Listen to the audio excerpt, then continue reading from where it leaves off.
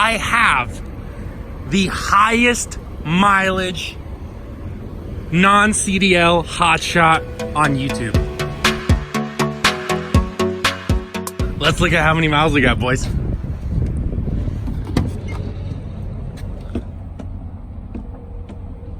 Boom, 450,000 miles. Long story short is, for the most part, it's running really well. Everything is going okay. I mean, when I say everything is going okay, I don't mean actually it has no issues. What I mean is it's making me money, and that's why it's okay. But here's the thing, you guys, you need to realize that this truck really, really needs some love. I can't afford to take the amount of time off it needs to fully repair everything. So 450,000 miles on the truck. Obviously, if you recall, I replaced the engine at 291, almost 292,000, so 300. So now I have on this engine 150 plus about 8, so 158. Plus it had 40,000 from the truck that it came from. So technically the engine has almost 200,000. The rest of the body has 450. So let's go over really quick. Transmission. I don't know if my transmission is bad. The temperatures stay cool. Everything is going good with the transmission. Here's the problem. I think the torque converter, I don't know how I don't know how this stuff works. So I don't want to sound smart. I'm not smart. I just think the torque converter is going bad. I don't know why. It just feels like it is. Regardless. So 450,000 miles on that torque converter. It's doing really well. Some diesel spilt earlier. Sorry guys, I should have washed it. Look, I should have washed the truck. But moving on, guys. This, by the way, is a quick side note. This was a small issue, and this was a small issue that came from the same problem. Let's just say, here's what I can say.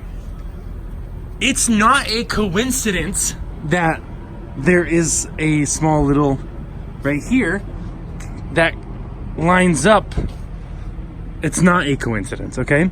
It's also not a coincidence how this thing is now bent. This thing is bent, this thing is bent. And it coincidentally lines up with right here. Okay? That's all I'm gonna say. That's the side note, okay? But moving on, this truck, 450,000 miles. The transmission is good. The drive shaft is good. I don't know what, you guys are gonna have to let me know in the comments. What makes it feel like a carrier bearing is going bad? How do I know when a carrier bearing is going bad? How do I know? Well, that's the exhaust. Okay. Oh. How do I know when this thing is about to go? I mean, there's a little, you see that? So this is probably like the carrier bearing, the gears, and the transmission is probably number one thing on the list. You can see those, you see this fuel filter there? Boom, look at that. So those are those things are, oh goodness. So those things are number one by far on the list. Transmission complete needs a massive refresh. 450,000 miles, you guys, on the transmission. Massive refresh. Carrier bearing, drive shaft, gears in the back, all of that needs a refresh. But then 150,000 miles on the engine, what does that mean? Adjustment, valve adjustment. Okay, needs that. I don't know why, but it seems like I'm having turbo issues. So there's some kind of boost issues. There's a boost leak. Again, don't know where it's coming from. That's gonna be hard to diagnose. But then that's it. But what about the inside? So here's the problem with the inside. Screen doesn't work. This thing hasn't worked for 6 months. That's a problem. Something else was off in here.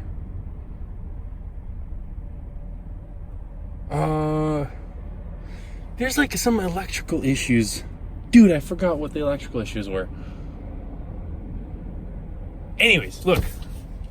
Obviously, like, all this stuff is... Don't forget, this stuff is all holding up. Like, look at all the letters are here, everything. Like, all this stuff is holding up, like, semi-well. The seat, dude, obviously I need a new seat. This thing is, like, this is metal, right? This is the metal piece. So this is, like, this is how much... So I need a new seat, there's no doubt. But... for the most part, like, the interior, besides the seat, maybe a new wheel, you know what I mean? Because it's a little... besides these, like, minor things on the inside... there were some codes, but those are the codes are electrical problems. That's the issue. So for the most part, the inside is like okay. I don't care about the stereo not working. Like most of that stuff is like whatever. The issue is, I think that we need to get this engine checked out. We need to get this. Oh, dude, you guys. Okay, here, let me pop the hood.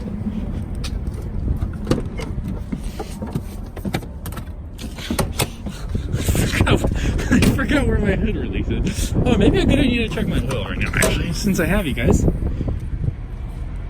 Okay, now where can I put my phone? Right there. I'm gonna check my oil really fast.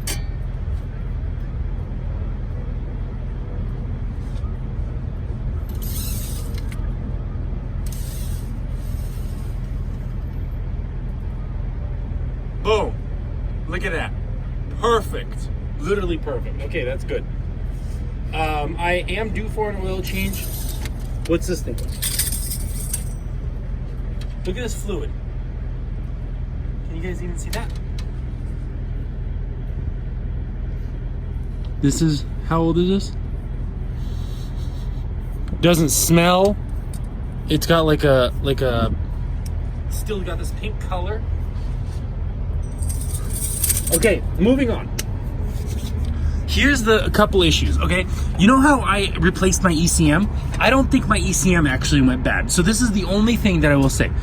There is, you see this hose right here? This hose and this hose, right? Right, boom, you see this? This comes from the valve cover, boom, right here, goes down. This one comes from the valve cover, goes down right here. And they meet up over there. It's a Y, over here somewhere they meet up. And they go to the bottom of the block, I believe. Where's the... It's like plugged somewhere right there. Here's two issues. Issue number one is this line wasn't connected. It was just plugged off. So the bottom was plugged and the line was dangling there. I don't know when that happened, but the line was dangling right over my ECM wire harness. Right? That's a problem. If oil that comes out from the oil coming out from here goes down the hose and drips right onto the main right there, that's the main wire harness right there. That's what it was dripping on. That whole thing right there. See all those wires right there? This thing right here with the gray with the black right there. So it was dripping right on that. And so now, even though I put a new ECM, let's zoom out. Even though I put a new ECM in, it has again the codes from the old ECM. This one, which is, what is this one? Intake air temperature, I think. This one is, you guys know, whatever. It has these two. It has these two air sensors, and then it has this air sensor, which is manifold, manifold absolute pressure, MAP. Okay, yes, this is MAF. Something. What? Dude, you guys know what I'm talking about. Sorry, guys. So, long story short is this thing needs a time off. It really does. It needs a month off to be completely refreshed. And when I say refreshed, I need valve adjustments, I need oil change, I need transmission filter, transmission rebuild, transmission fluid, diffs, transfer case, whatever. Like everything. This thing needs to haul another 150,000 minimum before I retire it. Okay? And hold on. Uh-oh. And this is where you guys are gonna have to come in. I need someone that can rebuild the transmission, give it a refresh.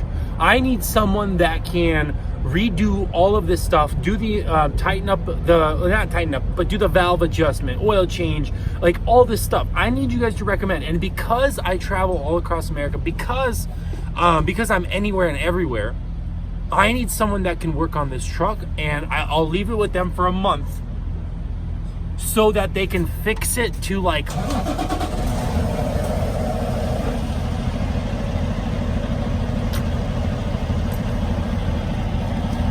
let's jump in the truck.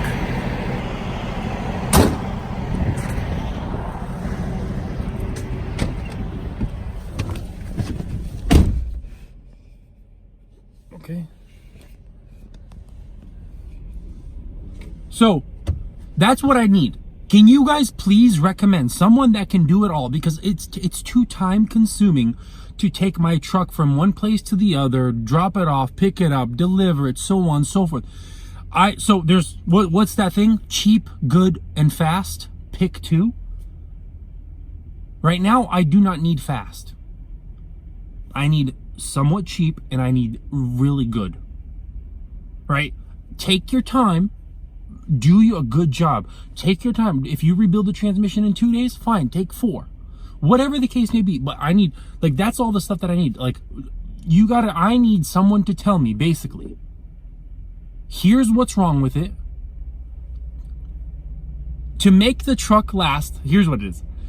To make the truck last 150,000 more miles, here is the list that's required. And here's how much it'll cost.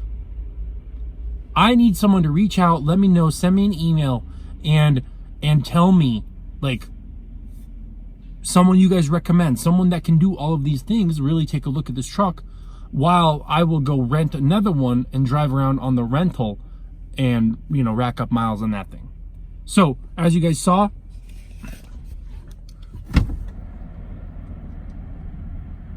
today, okay, exactly 450,000 miles, you guys. It's not bad. I'm very happy. I'm very happy. So, if you guys can recommend someone, please send me an email. Please, if someone you can recommend, I really need you guys' help in this situation, because I have no clue who I can take it to that will do, you know, will do that. So they'll tell me this will last another 150,000. Like, to last, again, I reiterate, to last another 150,000, this is what's required to be fixed, and here's how much it'll cost. 150K. After 150K, I hope it's paid off by then. It'll have 600,000 miles. I hope it's paid off at 600,000. Oh, goodness. And if you don't know what I'm talking about, go watch my video why I haven't paid off my truck yet. Anyways, you guys, if you guys have someone you'd recommend, send me an email, and I will see you guys tomorrow. Peace.